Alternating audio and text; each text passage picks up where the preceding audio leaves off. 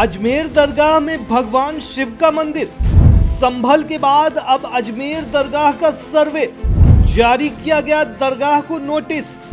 भड़क गए ओवैसी, कहा कई आए और गए।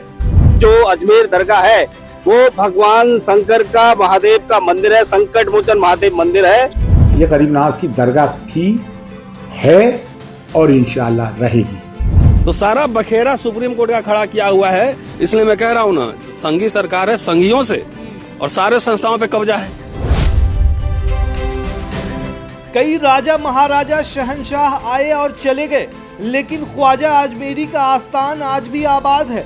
1991 का इबादत गाहों का कानून साफ कहता है कि किसी भी इबादत गाह की मजहबी पहचान को तब्दील नहीं किया जा सकता। न अदालत में इस मामले की सुनवाई होगी।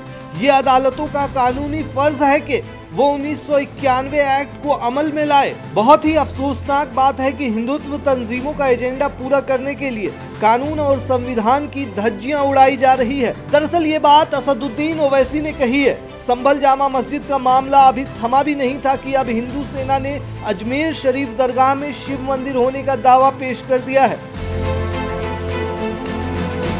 देश भर में माहौल एक बार फिर से गर्मा गया है। इसी मामले को लेकर असदुद्दीन ओवैसी ने पीएम मोदी पर तीखा हमला किया। चलिए बताते हैं आपको पूरा मामला, किसने क्या कहा और कब होगा सर्वे शुरू। दरअसल हिंदू सेना ने अदालत में याचिका दायर की थी। अदालत ने याचिका स्वीकार कर ली है। अब दरगाह में सर्वे का रास्ता साफ हो गया है। याचिका में मंगलवार को अदालत में एक किताब पेश की गई थी। किताब में अजमेर शरीफ दरगाह की जगह पर हिंदू मंदिर होने का दावा किया गया था। वहीं दूसरी तरफ इस पूरे मामले पर असदुद्दीन ओवैसी पूरी तरह से भड़क गए हैं। ओवैसी ने 1991 के कानून का हवाला देते हुए पीएम मोदी पर चुप रहने का आरोप लगाया है। उन्होंने कहा कि सुल्तान हिंद ख्वाजा मोइनुद्दीन चिश्ती भारत के मुसलमानों के सबसे अहम औलिया इकराम में से एक हैं।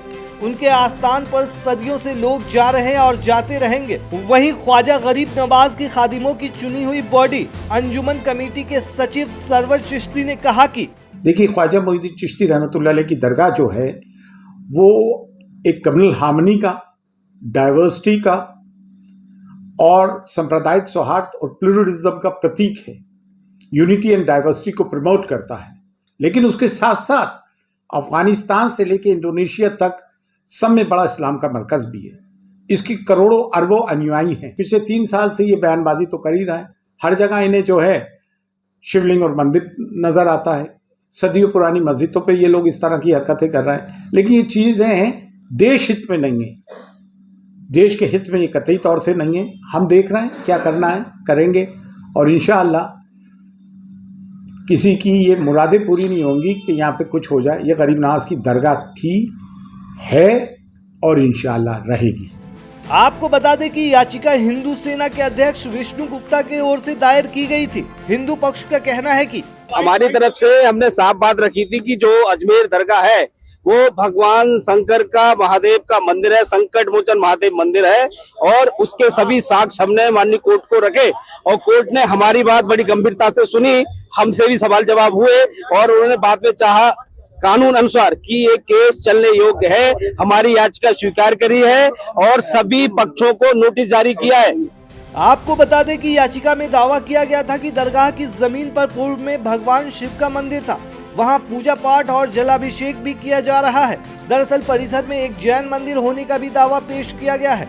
याचिका में अजमेर के रहने वाले हरविलास शारदा द्वारा 1911 में लिखी गई एक पुस्तक का हवाला दिया गया है। इसके आधार पर दरगाह की जगह मंदिर होने के प्रमाण का उल्लेख किया गया, जिसमें दावा किया गया है कि दरगाह परिसर में मौजूद 75 फीट के बुलंद दरवाजे के निर्माण में मंदिर के मलबे के अंश हैं। साथ ही वहां एक तहखाना या गर्भगृह भी होने की बात कही गई है। कहा गया है कि वहां शिवलिंग था, जहां ब्राह्मण परिवार पूजा अर्चना किया करते थे। वहीं इस पूरे मामले पर सोशल मीडिया पर भी जंग छिड़ी हुई है। दिल्ली विश्वविद्यालय में इतिहास के प्रोफेसर बताए जा रहे रतन लाल का एक वीडियो भी वायरल हो रहा है, वो भी सुनिए। कि 47 के बाद जो जहाँ है वही रहेगा, रहेगा ना। ये बीज बाबरी मस्जिद के समय में ईश्वर ने उनको ज्ञान दिया था, संविधान ने ज्ञान नहीं दिया था। हैं? तो सारा बखेरा सुप्रीम कोर्ट का खड़ा किया हुआ है, इसलिए मैं कह रहा हूँ ना, संघी सरकार है, संघियों से और सारे संस्थाओं पे कब्जा है। कोर्ट से लेके, विश्वविद्यालय से लेके, मीडिया से लेके हर जगह कब्जा है। तो इनसे बचाना है राष्ट्र को, रिपब्लिक को, इनसे बचाना है संविधान को। जितने सुप्रीम कोर्ट के आदेश आए हैं आप 5 साल उठाओ, SC/ST एक्ट पर, रोस्टर पर, नीट पर, EWS पर, राम जन्मभूमि बाबरी मस्जिद पर, भावनाओं से होता है जजमेंट। वहीं सोशल मीडिया पर भी इस मामले को लेकर बवाल मचा हुआ है। कोई इसे सही बता रहा है तो कोई इसे पूर्व CJI की बड़ी गलती बता रहा है।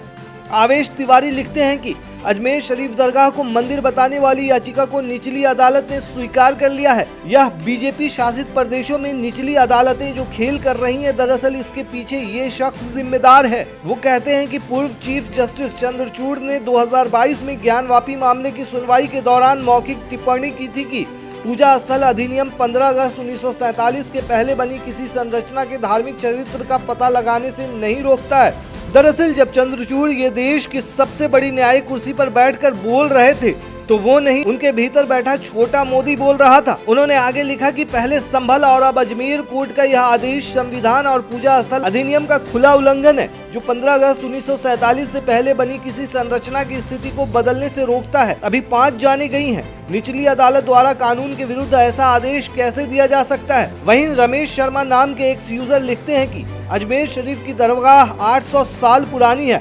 उस समय अजमेर एक छोटा सा गाँव था, चारों तरफ जमीन खाली थी, फिर मंदिर को तोड़कर दरगाह बनाने की क्या जरूरत थी। जज साहब बुद्धि से काम लीजिए।